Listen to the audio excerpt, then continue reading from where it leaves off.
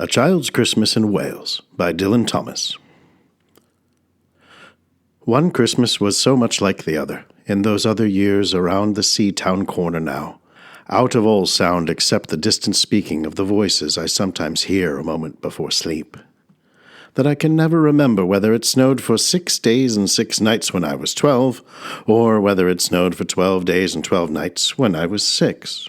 All the Christmases rolled down towards the two-tongued sea, like a cold and headlong moon bundling down the sky that was our street.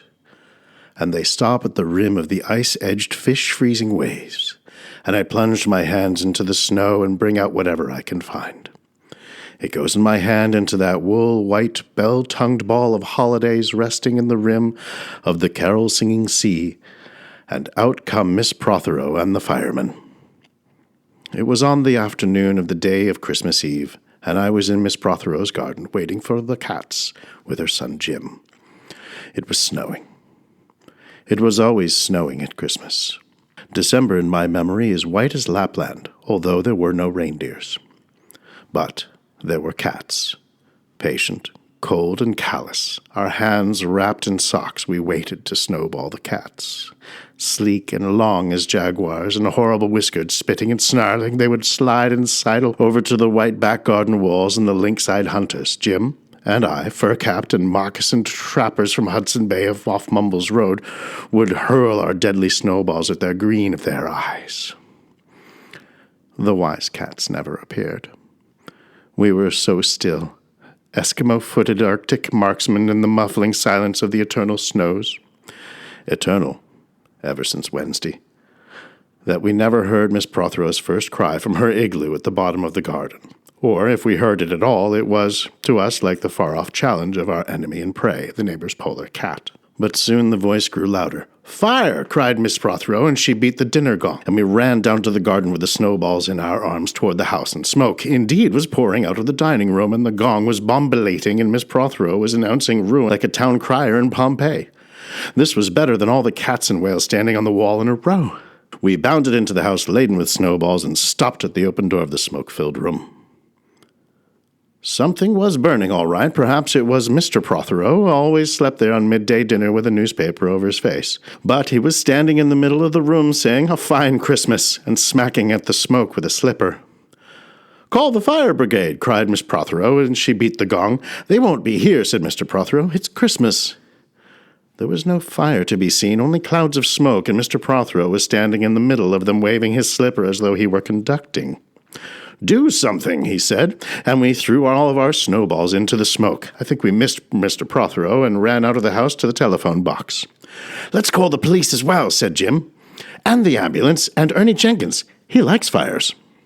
But we only called the fire brigade, and soon the fire engine came, and 3 tall men in helmets brought a hose into the house, and Mr. Prothero got out just in time before they turned it on. Nobody could have had a noisier Christmas Eve. And when the firemen turned off the hose and they were standing in the wet, smoky room, Jim's aunt, Miss Prothero, came downstairs and peered in at them.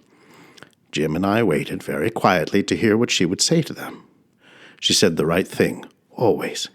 She looked at the 3 tall firemen in their shining helmets, standing among the smoke and cinders, and she said, "Would you like anything to read?" Years and years ago, when I was a boy, when there were wolves in Wales, and the birds the color of red flannel petticoats whisked past the harp-shaped hills, when we sang and wallowed all night and all day in caves that smelt like Sunday afternoons in a damp front farmhouse parlors, and we chased with the jawbones of deacons the English and the bears, before the motor car, before the wheel, before the duchess-faced horse, and when we rode the daft and happy hills bareback, it snowed and it snowed. But here a small boy says, "It snowed last year, too. I made a snowman, and my brother knocked it down, and I knocked my brother down, and then we had tea." But that was not the same snow, I say. Our snow was not only shaken from whitewash buckets down the sky. It came shawling out of the ground in swarm and drifted out into the arms and hands and bodies of the trees. Snow grew overnight on the roofs of houses like a pure and grandfather moss. Minutely ivied the walls and settled on the postman, opening the gate, like a dumb, numb thunderstorm of white, torn Christmas cards. Were there postmen then, too? With sparkling eyes and wind-cherried noses on spread, frozen feet they crunched up to the doors and mittened on them manfully. But all that the children could hear was a ringing of bells. You mean that the postman went rat-a-tat-tat and the doors rang? I mean the bells that the children could hear were inside them. I only hear thunder sometimes, never bells. There were church bells, too. Inside them? No, no, no, in the bat-black, snow-white belfries tugged by bishops and storks. And they ran their tidings over the bandaged town, over the frozen foam of the powder and ice cream hills, over crackling sea. It seemed that all the churches boomed for joy under my window, and the weathercooks crew for Christmas on our fence. Get back to the postman. They were just ordinary postmen, fond of walking and dogs and Christmas and the snow. They knocked on the doors with blue knuckles. Ours has got a black knocker. And then they stood on the welcome mat in the little drifted porches and huffed and puffed, making ghosts with their breath, and jogged from foot to foot like small boys wanting to go out. And then the presents, after the Christmas box. And the cold postman, with a rose on his button nose, tingled down the tea-tray-slithered run on the chilly glinting hill. He went in his ice-bound boots like a man on fishmonger's slabs. He wagged his bag like a frozen camel's hump, dizzily turned the corner on one foot, and by God, he was gone. Get back to the presents. There were the useful presents, engulfing mufflers of the old coach days and mittens made for giant sloths, zebra scarfs of a substance like silky gum that could be tug-o-warred down to the galoshes, blinding tam-o'-shanters like patchwork tea cozies, and bunny-suited busbies and balaclavas for victims of head-shrinking tribes, from aunts who always wore wool next to their skin, were mustached and rasping vests that made you wonder why the aunts had any skin left at all. And once I had a little crocheted nose bag from an aunt now, alas, no longer whinnying with us, and pictureless books in which small boys, though warned with quotations not to, would skate on Farmer Giles's pond, and did, and drowned, and books that told me everything about the wasp. Except why? Go on to the useless presents. Bags of moist and many-colored jelly babies, and a folded flag, and a false nose, and a tram conductor's cap, and a machine that punched tickets and rang a bell. Never a catapult.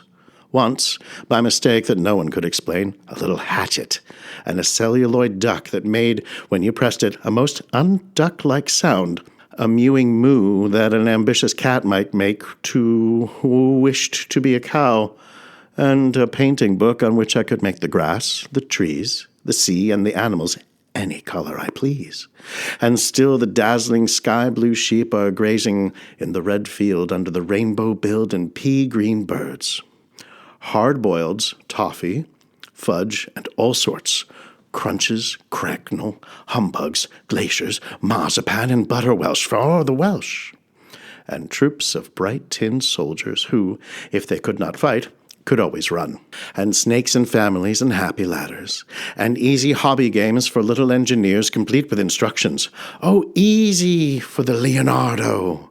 And a whistle to make the dogs bark, to wake up the old man next door to make him beat on the wall with his stick to shake our picture off the wall. And a packet of cigarettes. You put one in your mouth and you stood on the corner of the street and you waited for hours in vain for an old lady to scold you for smoking a cigarette, and then with a smirk, you ate it. And then it was breakfast under the balloons. Were there uncles like in our house? There are always uncles at Christmas, the same uncles. And on Christmas mornings, with dog-disturbing whistle and sugar fags, I would scour the swathed town for the news of the little world, and always find a dead bird by the post office or the white deserted swings, perhaps a robin, all but one of his fires out. Men and women waiting, scooping back from chapel, with taproom noses and wine-bust cheeks, all albinos, huddled in their stiff black jarring feathers against the irreligious snow. Mistletoe hung from the gas brackets in all the front parlors. There was sherry and walnuts and bottled beer and crackers by the dessert spoons, and cats in their fur abouts watched the fires. and the high-heaped fire spat, and all ready for the chestnuts and the mulling pokers. Some few large men sat in the front parlors without their collars, uncles almost certainly, trying their new cigars, holding them out judiciously at arm's length, returning them to their mouths, coughing, and then holding them out again as though they were waiting for the explosion. And some few small aunts, not wanted in the kitchen, nor anywhere else for that matter, sat on the very edges of their chairs, poised and brittle, afraid to break like faded cups and saucers. Not many those mornings trod the piling streets, an old man always, fawn-bowlered, yellow-gloved, and at this time of year with spats of snow would take his constitutional to the white Bowling Green and back, as he would take it wet or fire on Christmas Day or Doomsday. Sometimes 2 hale young men, with big pipes blazing, no overcoats and wind-blown scarves, would trudge, unspeaking, down to the forlorn sea to work up an appetite, to blow away the fumes, who knows, to walk into the waves until nothing of them was left but 2 curling smoke clouds of their inextinguishable briars. Then I would be slap-dashing home, the gravy smell of the dinners of others, the bird smell, the brandy, the pudding and mince, coiling up to my nostrils, when out of a snow-clogged side lane would come a boy, the spit of myself, with a pink-tipped cigarette and the violent past of a black eye, cocky as a bullfinch, leering all to himself. I hated him on sight and sound, and would be about to put my dog whistle to my lips and blow him off the face of Christmas, when suddenly he, with a violet wink, put his whistle to his lips and blew so stridently, so high, so exquisitely loud, that gobbling faces, their cheek bulged with the goose, would press against their tinselled windows, and the whole length of the white echoing street. For dinner we had turkey and blazing pudding, and after dinner the uncles sat in front of the fire, loosened all buttons, put their large moist hands over their watch chains, groaned a little, and slept. Mothers, aunts, sisters scuttled to and fro, bearing tureens. Aunt Bessie, who had already been frightened twice by a clockwork mouse, whimpered at the sideboard and had some elderberry wine. The dog was sick. Auntie Dosey had to have 3 aspirins, but Auntie Hannah, who liked port, stood in the middle of the snowbound backyard, singing like a big-bosomed thrush. I would blow up balloons to see how big they would blow up to, and when they burst, which they all did, the uncles jumped and rumbled. In the rich and heavy afternoon, the uncles breathing like dolphins and the snow descending, I would sit among the festoons and Chinese lanterns and nibble dates, and try to make a model man-of-war following the instructions for little engineers, and produced what might be mistaken for a sea-going tramcar. Or I would go out, my bright new boots squeaking, into the white world, onto the Seward Hill, to call on Jim and Dan and Jack, and to pad through the still streets, leaving huge, deep footprints on the hidden pavements. I bet people will think there have been hippos. What would you do if you saw a hippo coming down the street? I'd go like this. Bang! I'd throw him over the railings and roll him down the hill, and then I'd tickle him under the ear and he'd wag his tail. What would you do if you saw 2 hippos? Iron-flanked and bellowing he-hippos clankered and battered through scudded snows towards us as we passed Mr. Daniel's house. Let's post Mr. Daniel's snowball through the letterbox. Let's write things in the snow. Let's write, Mr. Daniel looks like a spaniel all over his lawn. Or we walked onto the white shore. Can the fishes see it's snowing? The silent one-clouded heavens drifted onto the sea.